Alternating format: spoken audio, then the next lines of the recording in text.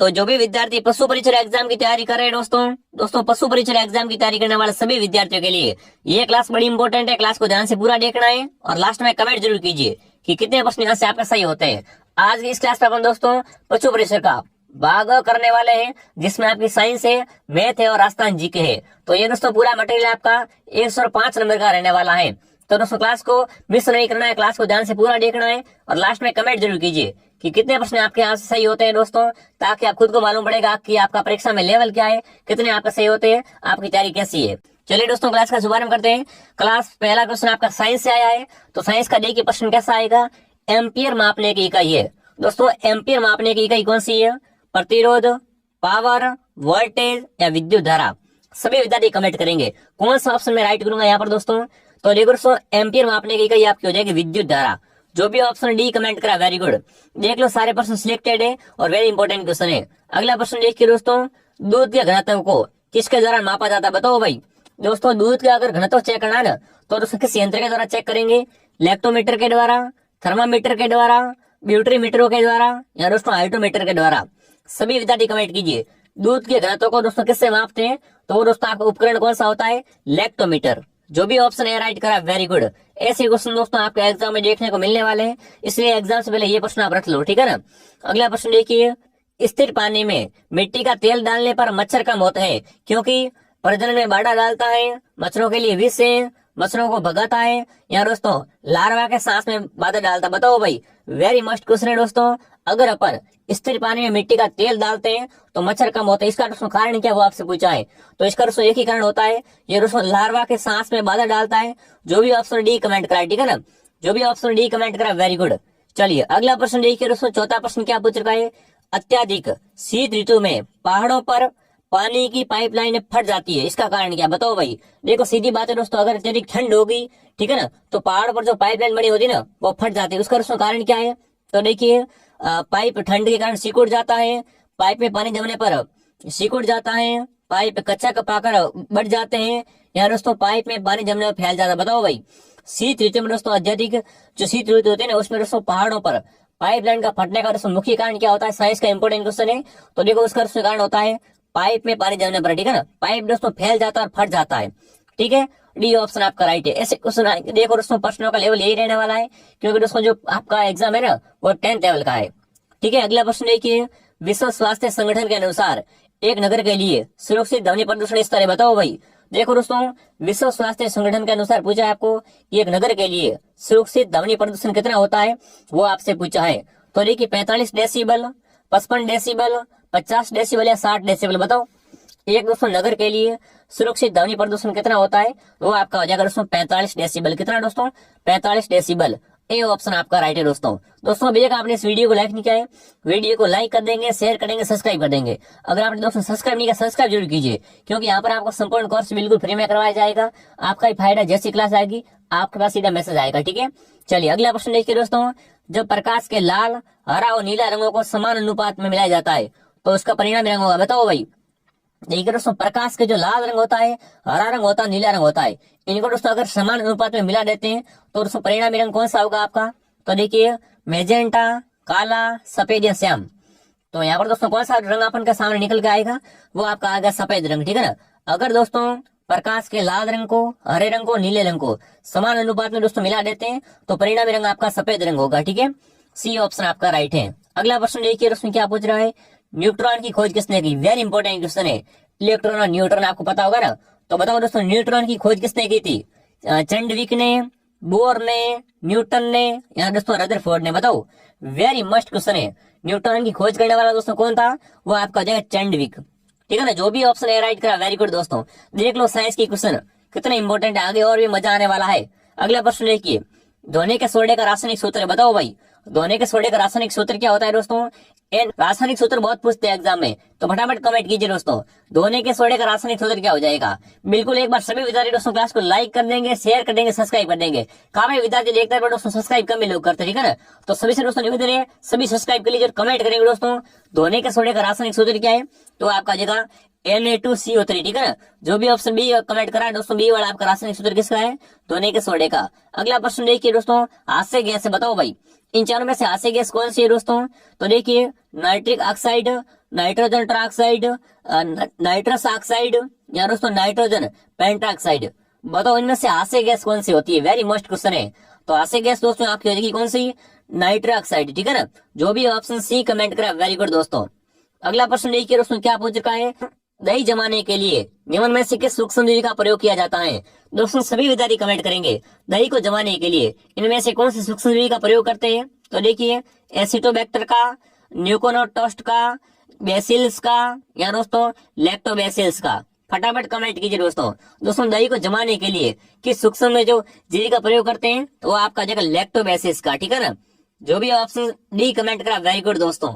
दोस्तों दही को जमाने के लिए किस सूक्ष्मजीवी का प्रयोग करते हैं दोस्तों? लैक्टोबैसिल्स का। अगला प्रश्न देखिए क्या पूछ रखा है, देखिए दोस्तों HIV द्वारा होने वाला रोग है, बताओ भाई। दोस्तों HIV के द्वारा कौन सा रोग फैलता है या होता है? क्षय रोग, आंतक रोग, कैंसर या एड्स। तो देखो दोस्तों यहाँ पर क्या आया है? HIV आया है, ठीक है ना। तो इसके द्वारा दोस्तों आपका एड्स रोग फैलता है। कौन सा रोग दोस्तों फैलता है? एड्स रोग फैलता है। जो भी ऑप्शन डी कमेंट करा, वेरी गुड। चलिए अगला प्रश्न देखिए दोस्तों, प्याज के खाद्य भाग है, बताओ भाई। दोस्तों इनमें से कौन से प्याज के खाद्य भाग है? पत्ता, जड़, तना या पुष्प, बताओ। देखो सीधी बात है, प्याज की बात हो रही है तो प्याज में क्या होता है पता ही ना आपको? प्याज में तना होता है, ठीक है। तो प्याज दोस्तों प्याज का खाद्य भाग कौन सा होगा? तना होगा। सी ऑप्शन आपका राइट है।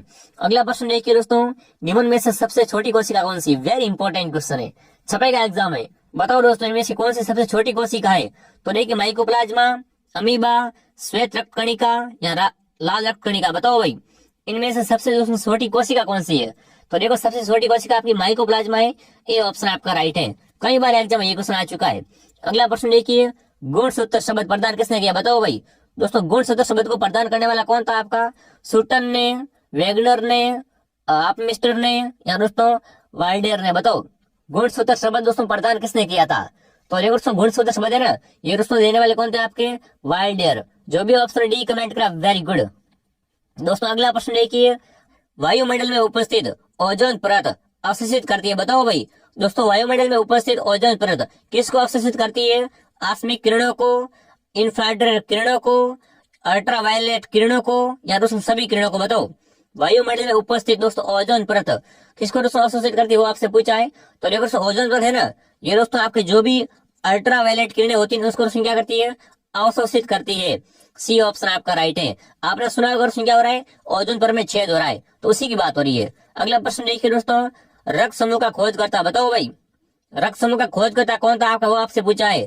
तो देखिए लैंडिस्नर, विलियम हॉर्व, रॉबर्ट कोच या दोस्तों लई पचत, बताओ भाई। फटाफट कमेंट कीजिए दोस्तों, रक्त समूह का खोजकर्ता कौन था? मानव में दोस्तों रक्त समूह की खोज करने वाला कौन था? तो वो आपका दोस्तों पहला ही वाला कौन सा दोस्तों? लैंडिस्नर। जो भी ऑप्शन नंबर ए राइट करा है ना, ऑप्शन ए को लॉक करेंगे। अगला प्रश्न देखिए दोस्तों, जीवन का ब्लूप्रिंट है, बताओ भाई। जीवन का ब्लूप्रिंट कौन सा है आपका? DNA, RNA, कोशिका या केंद्रक? सभी विद्यार्थी कमेंट कीजिए, जीवन का ब्लूप्रिंट कौन सा होता है? तो वो आपका हो जाएगा DNA। कौन सा दोस्तों? DNA। चलिए तो ये ऑप्शन आपका राइट है। जो भी साथी ऑप्शन ए कमेंट करा, वेरी गुड। आगे जी के आने वाला बहुत ही शानदार। अगला प्रश्न देखिए दोस्तों, मनुष्य में कुल हड्डियां होती है, बताएंगे दोस्तों। मनुष्य में कुल कितनी हड्डियां होती है? 212, 206, 202 या 200? देखो मैंने बता दिया पहले ही, आपका एग्जाम का लेवल आपका दोस्तों 10th लेवल है ना, तो क्वेश्चन बहुत ही सरल आने वाले हैं। तो बताओ दोस्तों मनुष्य में कुल कितनी हड्डियां होती है? 206 हड्डियां होती है, ठीक है ना। बी ऑप्शन आपका राइट है। जो भी विद्यार्थी ऑप्शन बी कमेंट करा, वेरी गुड दोस्तों। अगला प्रश्न देखिए क्या पूछ रखा है, देखिए ऊंट बिना पानी के कुछ दिनों तक मरुस्थल में रहता है, ऐसा वो क्यों कर पाता है? कैसे कर पाता है दोस्तों? अपनी पेशी में जमा किए जाने वाले पानी के प्रयोग के कारण, अपने कुबड़ में जमा किए गए चिकनाई के प्रयोग के कारण, अपाचन की क्रिया को कम करके या उसमें पानी के प्रयोग को कम करके, बताओ भाई। ऊंट जिसमें क्या आपने सुना होगा कि मरुस्थल में उसमें कई दिनों तक बिना पानी रह सकता है, तो और उसमें किस प्रकार का ऐसा कर पाता है दोस्तों? जब है ना ऊंट दोस्तों जब अपने कुबड़ में जो उसमें जमा चिकनाई होती है ना उसका उसमें प्रयोग करे, वो क्या करता है? कई दिन दोस्तों बिना पानी के भी रह सकता है। तो बी ऑप्शन आपका राइट है। यहाँ पर काफी विद्यार्थी ऑप्शन ए कमेंट करेंगे, ठीक है ना, पर यहाँ पर बी वाला बिल्कुल सही है, ठीक है। बी वाला ऑप्शन आपको एग्जाम में राइट करना है। अगला प्रश्न देखिए क्या पूछ चुका है, निम्नलिखित में से किसने गोबर गैस प्रणाली का आविष्कार किया? बताओ भाई। गोबर गैस का तो आप सभी को पता होगा, पहले यही वाली गैस चलती थी, बताओ भाई। गोबर गैस का आविष्कार उसने किसने किया था? सीवी रमन ने, जेसी बोस ने, सीबी देसाई ने या दोस्तों एच खुराना ने, बताओ। दोस्तों गोबर गैस प्रणाली का आविष्कार करने वाला कौन था आपका? तो दोस्तों आपको हो जाएंगे सीबी देसाई। कौन दोस्तों? सीबी देसाई। सी ऑप्शन आपका राइट है। जो भी विद्यार्थी ऑप्शन सी कमेंट करा वेरी गुड। अब आ गया आपका जीके। एक बार फटाफट क्लास को लाइक कर दो और कमेंट करो फटाफट। तो देखिए दोस्तों जीके का पहला प्रश्न क्या है आपका? पाली जोधपुर पट्टे पर फलसुंड मांगलू क्षेत्र निम्न में से किस खनिज के खनन करने के लिए प्रसिद्ध है? जिप्सम के लिए, पेट्रोलियम के लिए, ग्रेफाइट के लिए, हीरा के लिए? बताओ भाई। देखिए मांगलू क्षेत्र की बात की जाए ना तो इसमें दोस्तों किस जो खनिज का उत्खनन होता है वो जिप्सम है। तो यहाँ पर दोस्तों जिप्सम ऑप्शन को लॉक करेंगे। जो भी साथी ऑप्शन है कमेंट करे, बहुत बढ़िया। अगला प्रश्न देखिए निम्नलिखित में से कौन सा गारनेट का प्रमुख उत्पादक जिला है? बताओ भाई। गारनेट का दोस्तों उत्पादन किस जिले से होता है? टोंक से, जैसलमेर से, बीकानेर से या बाड़मेर से? बताओ। गारनेट का दोस्तों मुख्य रूप से उत्पादन किस जिले से होता है? तो वो आपका जाएगा टोंक जिला, ठीक है ना। टोंक दोस्तों क्या करता है? गारनेट का मुख्य रूप से उत्पादक जिला है। ए ऑप्शन आपका राइट है। अगला प्रश्न देखिए बीकानेर में, फलाना में, यहाँ पर आपको दोस्तों क्या करना है? रिक्त स्थान की पूर्ति करनी है। किसके दोस्तों निक्षेप है वो आपसे पूछा है। बैटरी देखो बहुत ही कम रही है तो फटाफट कमेंट कीजिए दोस्तों। दोस्तों बीकानेर फलाना में किसके निक्षेप है? कोयला के, यूरेनियम के, ग्रेफाइट के या लिथियम के? तो यहाँ पर दोस्तों कौन सा ऑप्शन में राइट करूंगा? बिल्कुल पहला, ठीक है ना। यहाँ पर दोस्तों क्या आएगा? रिक्त स्थान पर कोयला या लिग्नाइट आएगा, ठीक है ना। चलिए तो प्रश्न दोस्तों क्या बनेगा? बीकानेर के फलाना में कोयला के निक्षेप है, ये दोस्तों क्या बनेगी? पूरी लाइन बनेगी, ठीक है ना। तो ऐसा क्वेश्चन एग्जाम आएगा। अगला प्रश्न देखिए झुंझुनू का खेतड़ी, ठीक है ना। दोस्तों झुंझुनू का खेतड़ी सिगाना किस खनिज धातु से उत्पादक है? बताओ भाई। देखो खेतड़ी में दोस्तों किस खनिज का उत्पादन होता है? कोयले का, तांबे का, अब्र का, जिप्सम का? देखो खेतड़ी बहुत ही फेमस है, ठीक है ना। और खेतड़ी में दोस्तों क्या निकलता है? तांबा निकलता है, ठीक है ना। खेतड़ी में दोस्तों क्या निकलता है? तांबा निकलता है। बी ऑप्शन आपका राइट है। अगला प्रश्न देखिए राजस्थान में परमाणु ऊर्जा परियोजना कहाँ पर स्थित है? बताओ भाई। राजस्थान में दोस्तों परमाणु ऊर्जा परियोजना कहाँ पर है आपकी? रावत भाटा में, बरसिंहसर में, जहाजपुर में या पलाना? बताओ। राजस्थान में परमाणु ऊर्जा परियोजना कहाँ पर है? तो ये परियोजना बिल्कुल दोस्तों आपकी हो जाएगी रावत भाटा में। कहाँ पर? रावत भाटा में। ये ऑप्शन आपका राइट है। 26वां क्वेश्चन देखिए दोस्तों राजस्थान में पहला गैस थर्मल पावर प्लांट कहाँ पर स्थित किया गया? बताओ भाई। दोस्तों प्रथम बहुत पूछते हैं एग्जाम में, ठीक है ना। तो दोस्तों राजस्थान में पहला गैस थर्मल पावर प्लांट कहाँ पर स्थापित किया गया था? कोटा में, बालोतरा में, अंता में या रामगढ़ में? तो बिल्कुल दोस्तों अंता में किया गया था। सी ऑप्शन आपका राइट है। जो भी प्यारे साथी ऑप्शन सही कमेंट करे वेरी गुड। अगला प्रश्न देखिए दोस्तों अगर आप इस क्लास की पीडीएफ बनाना चाहते हो ना तो दोस्तों डिस्क्रिप्शन में आपको लिंक मिल जाएगी।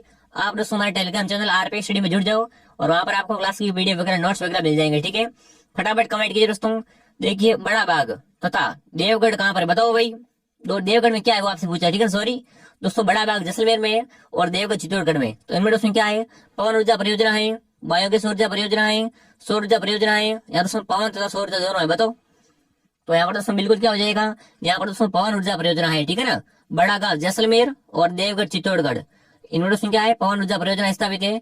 अगला प्रश्न देखिए दोस्तों क्या पूछ रहा है? निम्न में से कौन सा सुमेलित नहीं है? बताओ कौन सा यहाँ पर सुमेलित नहीं है? यहाँ पर तापीय विद्युत है और यहाँ पर दोस्तों केंद्र जिला है। तो देखिए सूरतगढ़ हनुमानगढ़ में, छबड़ा बारा में, कोटा तापीय कोटा या दोस्तों काली सिंध झालावाड़ में? बताओ कौन सा गलत है? तो सिंपल सी बात है दोस्तों गलत कौन सा आपका? देखो सूरतगढ़ ये हनुमानगढ़ में नहीं है। कहाँ पर है? गंगानगर में। सभी को पता नहीं है तो ये बात है यहाँ पर दोस्तों गलत कौन सा करेंगे अपन? पहले वाला सुमेलित है, इसको अपन राइट करेंगे। चलिए अगला प्रश्न देखिए भाई 29वां प्रश्न क्या पूछ रहा है? राजस्थान राज्य खान एवं खनिज लिमिटेड की स्थापना किस वर्ष की गई? बताओ भाई। दोस्तों राजस्थान राज्य खान व खनिज लिमिटेड की स्थापना किस वर्ष की गई थी? 1971 में, 1974 में, 1967 में, 1976 में? तो यहाँ पर दोस्तों कौन सा ऑप्शन ऐड होगा? 1974 में, ठीक है ना। कब दोस्तों? 1974 में राजस्थान राज्य खान व खनिज लिमिटेड की स्थापना की गई थी। और ये क्वेश्चन दोस्तों क्लास का आखिर सवाल है। एक बार चेक लेता हूँ बैटरी कितनी रही है। तो देखो बैटरी ओनली 4% रही है, ठीक है ना। देखो रात को 11 बजे क्लास रिकॉर्ड कर रहा हूँ। बहुत ज्यादा मेहनत लगी दोस्तों क्योंकि दोस्तों क्वेश्चन इकट्ठे करने पड़ते हैं, जो इंपॉर्टेंट है वो लेके आता हूँ मैं, आपको पता ही है। तो आपसे दोस्तों क्लास को डेली जुड़े रहेंगे, कमेंट करेंगे फटाफट। तो देखिए दोस्तों क्या पूछ चुका है? सलादीपुरा सीकर के कौन सा जिले का खनिज? बताओ भाई। देखो दोस्तों सलादीपुरा सीकर में कौन सा खनिज निकलता है वो आपसे पूछा है। तो देखिए पाइट्राइट्स, बेराइट्स, फेल्सपार या दोस्तों लो एसिक? बताओ सलादीपुरा सीकर में दोस्तों कौन सा खनिज निकलता है? तो वो आपका दोस्तों कौन सा निकलता है? पाइट्राइट्स। ए ऑप्शन आपका राइट है। अब दोस्तों आप ईमानदार से कमेंट कीजिए। बैटरी का मिश्रण दोस्तों क्लास तो बहुत लंबी होने वाली थी पर दोस्तों आप क्लास को समाप्त करते हैं।